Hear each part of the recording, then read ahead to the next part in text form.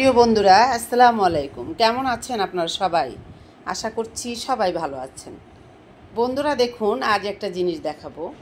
আমার রাকিকে যে পাইপের ভিতর থেকে উদ্ধার করে এনেছি, সে পড়ে গিয়েছিল চারতলা ছাদের একটা পাইপের ভিতর দিয়ে একদম নিচে পড়ে গিয়েছিল। সেখান থেকে অনেক কষ্ট করে কারীদেরকে নিয়ে এসে পাইপ কেটে তাকে বের করেছি। তখন তার অন্য লোকেরা পাইপের মধ্যে পানি দিয়েছিল। পানি দেওয়ার কারণে তার একটু নিউমোনিয়ার মতো হয়ে গিয়েছিল। তাকে যখন বাসায় নিয়ে আসলাম, তার দেখা দেখি সে হাঁচি দিচ্ছিল দেখে আমার সব কটা বাচ্চার ফ্লু হয়ে গেছিলো। তো তখন আমি ওদেরকে 2 মাস ধরে মেডিসিন দিচ্ছি। তো এখানে রাকি খেলতেছিল, এখন নেমে গেল। 2 মাস ধরে মেডিসিন দিচ্ছি। তো সব মেডিসিন তো ফেলে দিই। তো বাসার এক পাশে একটা ঝুড়ি আছে, সেখানে 1-1.5 মাস ধরে সম্ভবত রাখা হইতেছে। আজকে দেখি ঝুড়ির দিকে তাকিয়ে এতগুলো মেডিসিন জমছে, জানেন? দেখেন, আমাকে একজন বলে, খালি বলেন মেডিসিন খাওয়ান, মেডিসিন খাওয়ান। কত মেডিসিন খাওয়াতে হয় তার প্রমাণ একটু আপনাদেরকে আমি দেখাই। দেখেন, এই দেখেন, এক লাইন থেকে আমি 1.5 মাসের মেডিসিন এগুলো দেখছেন। দেখেন, মানুষ মিথ্যে বলে কোনো লাভ আছে? আমি যে বলি রাকিকে মেডিসিন দিচ্ছি, ওকে মেডিসিন দিচ্ছি, তখন অনেকে বলে যে আপা খালি বলেন মেডিসিন দিচ্ছেন, কি এত মেডিসিন খাওয়ান? তাহলে আপনারা শুধু প্রমাণটা দেখেন। 1.5 মাসের মেডিসিনের প্যাকেট আমি ঝুড়ির মধ্যে রেখেছি। বাসার কর্নারে ঝুড়ি আছে, ওই ঝুড়ির মধ্যে ফেলে রেখেছি, টিস্যু ফেলাই। এটার মধ্যে আজকে তাকিয়ে দেখি এতগুলো হয়েছে। আমি ও বাবা, এতগুলো হয়ে গেছে। তাই দেখেন, আপনাদের মধ্যে শেয়ার করছি। শুনেন, ওদেরকে নিয়ে কখনো মিথ্যা কথা বলার কিছু নেই। আসলে বিষয়টা হচ্ছে কি, আমি আমার বাচ্চাদেরকে যে ভালোবেসে ওদেরকে যে যত্ন করে যে আমি কষ্ট ওদের জন্য করি, আমার এই বাচ্চাগুলোর জন্য আমার এত পরিশ্রম করতে হয়, আমি নিজে অসুস্থ হয়ে গেছি, জানেন? ওরা 1 ঘন্টা পর পর খেতে চায়। তারপর রাতে যখন ঘুমায়, এই যে ঠান্ডার দিন গেছে, কম্বল পরিয়ে ঘুম পাড়িয়ে রাখি, কিন্তু তারপরে একজন ঘুমাচ্ছে আরেকজন ঘুমাচ্ছে না, একজন ঘুমাচ্ছে আরেকজন ঘুমাচ্ছে না, এরকম করতে থাকে। সেই ক্ষেত্রে আমার সারাক্ষণ ওদেরকে নিয়ে ও যে কাপড় গায়ে দিচ্ছে না তাকে কাপড় গায়ে দিয়ে দিচ্ছি, যে জামা পরছে না তাকে, এই যে আজকে একটু গরম পড়ছে সেই জন্য জামা পরাই নেই, সবাইকে জামা পরিয়ে রাখি। টাইম টু টাইম মেডিসিন দিতে হয়। আর আপনারা একটা জিনিস খুব ভালো করে জানেন যে antibiotic medicine time to time না দিলে তখনই সেই মেডিসিনের থাকে না। যার জন্য আপনি চিন্তা করেন, আমার 8টা বাচ্চা আছে, তার মধ্যে আছে এখন রাকি ছোট বাচ্চা। আমার প্রতিদিন ওদেরকে আইভি দেওয়ানোর জন্য হসপিটালে নিয়ে যাওয়া সম্ভব না। যেহেতু আইভি দেওয়ানোর জন্য প্রতিদিন হসপিটালে ইঞ্জেকশন দেওয়ার জন্য নিয়ে যাওয়া সম্ভব না, তাই ওদেরকে মুখে সিরাপ খাওয়াতে হচ্ছে। রাকি ছোট্ট একটা বাচ্চাকে যদি 3 প্রকারের মেডিসিন আপনি খাওয়াতে যান, এক ফোঁটা করে কতটুকু সময় লাগে তাহলে চিন্তা করে দেখেন। আর ওদেরকেও খাওয়াতে নিলে অনেক দেরি হয়। তো এই কথা। তো এই আমার সবচেয়ে বড় বেটা, রাজা বেটা, আমার ময়না পাখিটা। এই পাখিটা এত শান্ত, ওর মতো বাচ্চা যদি আপনার বাসায় 200 থাকে, তারপর আপনার কোনো সমস্যা নেই। সে কখনো কান্না করবে না, কখনো বিরক্ত করবে না। যখন তার ক্ষুধা লাগবে তখন সে আমাকে ডাক দিবে, মা বলে ডাকবে। একটু খেতে দিব, ঘুম পাড়িয়ে দিব, বা একটু খেলা করলে করবে, তা না হলে চুপ করে শুয়ে থাকবে। সে কখনোই কাউকে ডিস্টার্ব করে না। এটা তার নিয়ম। আর এই যে একজন পাজিকে দেখতেছেন টুকটুকি, সে ওর সাথে ফাইট করবে, তার সাথে ফাইট করবে, এটা তার অভ্যাস। আর কালু ফাইট করবে হালুমের সঙ্গে। তো এই অবস্থা। এখন দেখেন, আমি কিছুদিন ধরে অসুস্থ হয়ে গেছি, প্রচণ্ড ঠান্ডা পড়ছে। রাখি যখন 4টা বাজে, তখনই রাখির শ্বাস বন্ধ হয়ে যায়, গলা বন্ধ হয়ে যায়। তাকে কুলে নিয়ে বসে থাকতে হয়, মনে হয় যে এই বুঝে মরে যাবে, এরকম একটা অবস্থা। তাই তাকে নিয়ে কুলে নিয়ে রাতের পর রাত বসে থাকতে হয়। সুন্দর ফাইট করে ইয়ের সঙ্গে, এই কি যেন বলে, হালুমের সঙ্গে। আর এই দেখেন আমার আরেকজন বন্ধন বেটা, সে খাওয়া দাওয়া করে এখানে চলে এসেছে ফ্রিজের উপরে। এই দিক দিয়ে ফ্রিজের ফাঁক দিয়ে একটু গরম আসে, শীতের দিন তো, তাই সে ফ্রিজের উপরে থাকতে ভালোবাসে। এই যে খাওয়া দাওয়া করে চলে আসছে, এখানে এসে চাটাচাটি করছে। রাখি, বন্ধুদেরকে হাই বলে দাও। কি হয়েছে তোমার? চোখ দিয়ে পানি পড়তেছে কেন? এই দেখেন, আজকে 2 মাস হয়ে গেছে তাকে বাসায় নিয়ে আসছি, মেডিসিন দিচ্ছি, তারপরে দেখেন সে এই যে চোখ দিয়ে পানি পড়তেছে। আর জামাটা একটু খুলে দিচ্ছি, একটু পরে পরাবো। তাই খাওয়া দাওয়া করছে, এখন শুকরিয়া আদায় করছে, চাটাচাটি করতেছে। আর এই দেখেন, আমার মিটুর চোখ এখনও ভালো হয় নাই।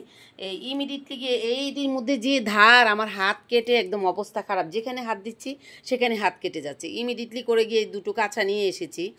কারণ মিনার সঙ্গে আমি জানি না, ও ওর চোখে ব্যথা, তো যে বেশিক্ষণ যদি ছোটাছুটি করে তাহলে শরীরটা অনেক ক্লান্ত, এখনও সুস্থ হয় নাই। অনেক দিন, 2 মাস ধরে ওকে অ্যান্টিবায়োটিক দিচ্ছি, যার জন্য 1 জোড়া কাছা নিয়ে এসে। দেখেন আরেকটা বিষয়, মনে করেন এই যে আরেকটা কাঁচা নিয়ে এসেছি, মানে দুটো কাঁচা নিয়ে এসেছি, ইমিডিয়েটলি এক জোড়া কাঁচা নিয়ে এসেছি, একটা কাঁচা আছে তারপরে ওইটা নিয়ে এসেছি। কারণ হচ্ছে একটা বিষয় আপনাদেরকে বলি, এই দেখেন আমার হালুমকে তো আমরা নতুন বাসায় শিফট হলাম যখন এই বাসায়, তখন অন্য বাসা থেকে নিয়ে আসলাম। সে তার ভিডিও আপনারা অসংখ্য ভিডিও দেখেছেন।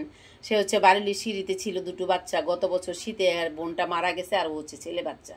ওকে আমি অনেক কষ্ট করে সুস্থ করেছি। যেমন ধরেন ও যখন গত বছর একবারে ছোট মরে যাওয়ার অবস্থা ছিল, তখন আমি রান্না করে রেখে কাপড় গরম করে ওর গায়ে দিয়ে, ওর নিচে দিয়ে, উপরে দিয়ে ওকে পেঁচিয়ে টেঁচিয়ে রেখে রেখে আমি অনেক কষ্ট করে ওকে সুস্থ করেছি। এখন বিষয়টা হচ্ছে ও এমন হয়েছে, আমি এরকম কখনোই দেখি না। বাহিরের বিড়ালকে একটু ময়না বলে ডাক দিলে ছুটে চলে আসে, কিন্তু আমার হালুম হচ্ছে তাকে ধরতে দেয় না। এখন তাকে আমি নিয়ে যে হসপিটালে যাব, তাকে নিউটার্ন করাবো, আমার বাসার সবাই কিন্তু নিউটার্ন করানো, শুধুমাত্র মিটু ছাড়া। মিটু একটু বড় হলে নিয়ে যাব ভাবছি, এখন নিয়ে যাওয়ার সময় হয়ে গেছে, এখন অসুস্থ দেখে যাচ্ছি না ওকে নিউটার্ন করানোর জন্য। আর ওকে আমি দৌড়তে পারি না, মেডিসিন খাওয়াতে পারি না, তাহলে আমি এত দূরে হসপিটালে ওকে কিভাবে নিয়ে যাব বলেন?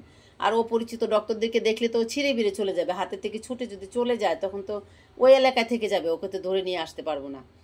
তো ও এখন বিরক্ত করতেছে মিনাকে। এখন সবাই বলে যে বিড়ালের নাকি ডাক উঠে। এই যে ও পিছে পিছে শুধু সারাক্ষণ মিনার পিছে থাকতে থাকে, সারাদিন কান্না করে, মিনা ঘুমাতে পারে না, রাতে আমি ওর জন্য ঘুমাতে পারি না, তাই ইমিডিয়েটলি কাছে নিয়ে এসেছি। কখনো ওকে বন্দি করে রাখি, কখনো ওকে বন্দি করে রাখি।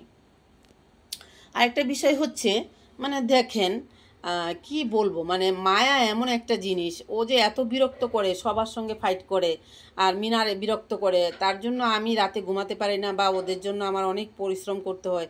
সেক্ষেত্রে আমি অসুস্থ হয়ে গেছি, তারপরও আমি পারছি না ওকে বাইরে ছেড়ে দিতে। কি করে ছেড়ে দিব বলেন? আজকে 1.5 বছরের মতন হয়ে গেছে ওকে আমি পালতেছি। ছোট্ট ছিল, এখন এত বড় হয়েছে, এই সোনার মতো চেহারাটা, কত মায়া লাগে। ওর মতন আমার একটা বাচ্চা ছিল, সেটা হারিয়ে গেছে, হালুম। তো ওর নামও হালুমই রেখেছি। এখন কি করে ওকে ছেড়ে দিব বলেন? ও বাসায় কতবার টাইম টু টাইম খাচ্ছে, 1 ঘন্টা পর পর খাওয়া দাওয়া করতেছে, ঘুমাচ্ছে, রেস্ট নিচ্ছে, বাসায় আছে। আর বাইরে ছেড়ে দিলে কোথায় ঘুমাবে, কোথায় খাবে, কোথায় থাকবে, কে ওদেরকে খাবার দিবে? আর অন্য বাইরের বিড়ালরা দেখেন কত সুন্দর চেহারাটা, রাখবে, মেরে শেষ করে দিবে না?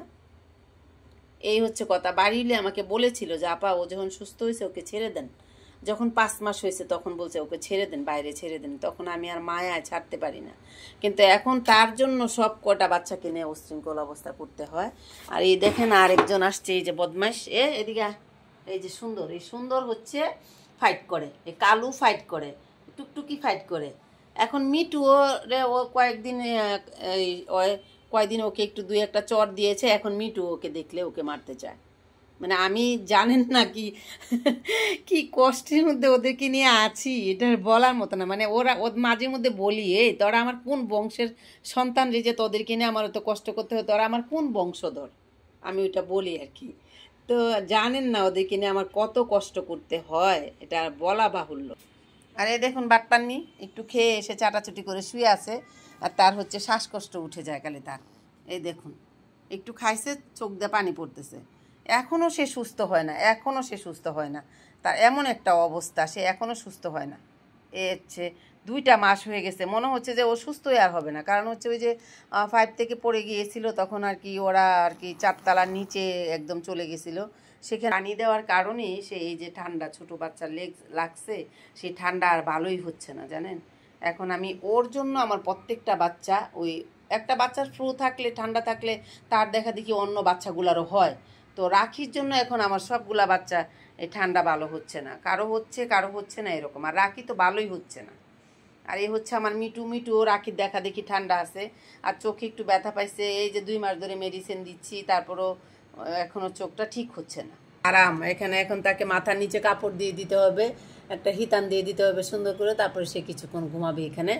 পরে রাতে যখন আমরা ঘুমাবো তখন তাদেরকে সেট করে দেবো। জায়গায় জায়গায় র্যাক দিয়েছি, কোথাও ঘুমায় না, এ আমাদের সাথেই ঘুমাবে, একটুখানি এখানে শোয়াই দিলে আবার উঠে চলে যাবে, এইগুলো করতে থাকে জানেন না। হচ্ছে শান্ত হচ্ছে আমার মানিকটা, আমার ছোট একটু, এই যে বাদ দিয়েছি দেখেন, একটু খেয়ে চলে গেছে। এই হচ্ছে কথা। তো বন্ধুরা আপনারা সবাই ভালো থাকবেন। তবে আজকে আমি আপনাদেরকে আরেকটা কথা বলতে চাই, সেটা হচ্ছে যারা আপনারা অবুঝ প্রাণী আশেপাশে আপনাদের রয়েছে, যারা ওরা হচ্ছে আসলে অসহায়, কারণ ওদেরকে তো কেউ খাবার দেওয়ার মতো নেই, তাই আপনাদের আশেপাশে যা পশু পাখিগুলা রয়েছে তাদেরকে আপনারা আপনাদের বেঁচে যাওয়া খাবারগুলা একটু যদি দেন, ওরা খেয়ে বাঁচবে। আর আমি হচ্ছে আমার রাকির আম্মুকে, তারপরে আরও দুটো বিড়াল আছে ছাদের উপরে ওই পাশে, ওই জানলা দিয়ে, রান্নাঘরের জানলা দিয়ে ওদেরকে আমি খেতে দিই। দিনের মধ্যে কতবার খেতে দিতে হয়, রাত 12টা পর্যন্ত এখানে থাকে। তো বন্ধুরা, আপনারা সবাই ভালো থাকবেন আর আমার ময়নাগুলির জন্য দোয়া করবেন। আর একটা কথা বলতে চাই, মানুষের বাচ্চা পাললে যেরকম কষ্ট হয়, এই বিড়ালগুলাকে ভালোবেসে পাললে তাদের জন্য আরও বেশি কষ্ট হয়। কারণ ওদেরকে তো মানে এই ছোটো ছোটো মুখ, ছোটো ছোটো মেডিসিন খাওয়ালে অনেক সময় লাগে। দেখেন না, টকটক করে তাকিয়ে আছে আমার ময়না। ময়না দেখি আমার রাজা বেটা কোথায়? আর এই হচ্ছে টুকটুকি, ও হচ্ছে হালুমকে দেখতেই পারে না, দেখলেই ফাইট লেগে যায়, হালুমকে দেখলেই ফাইট লেগে যায়। তো প্রিয় বন্ধুরা, আপনারা সবাই ভালো থাকবেন আর হচ্ছে অবশ্যই নিজের দিকে খেয়াল রাখবেন, বাবা মায়ের প্রতি অনেক অনেক বেশি বেশি করে ভালোবাসা দেখাবেন। সবাই ভালো থাকবেন আর আপনাদের সাথে দেখা হবে আমার অন্য কোনো ভিডিওতে। সে পর্যন্ত আল্লাহ হাফিজ, টাটা।